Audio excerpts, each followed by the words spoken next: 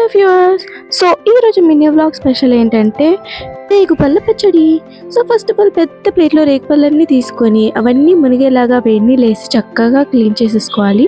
అలా క్లీన్ చేసుకున్న వాటిని ఇలా జాలి పట్టేసి ఒక గిన్నెలో వేసుకొని చక్కగా మంచి ఎండ చూసేసి క్లాత్ మీద ఎండేసేసుకోండి. ఈ లోపల దానికోసం సోప్ అండ్ జీరా వేసేసి ఇలా మిక్స్ చేసుకున్న పౌడర్ని చక్కగా తీసుకున్న బెల్లం పాకంలో వేసేసి బాగా మిక్స్ చేసేసుకోవాలి.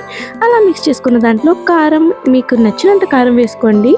అలా వేసుకొని మంచిగా మిక్స్ చేసేసుకోవాలి. అండ్ అలాగే దాంతోపాటు కొంచెం సాల్ట్ కూడా వేసుకోవాలి. మీ టేస్ట్కి సరిపడా సాల్ట్ వేసుకోండి.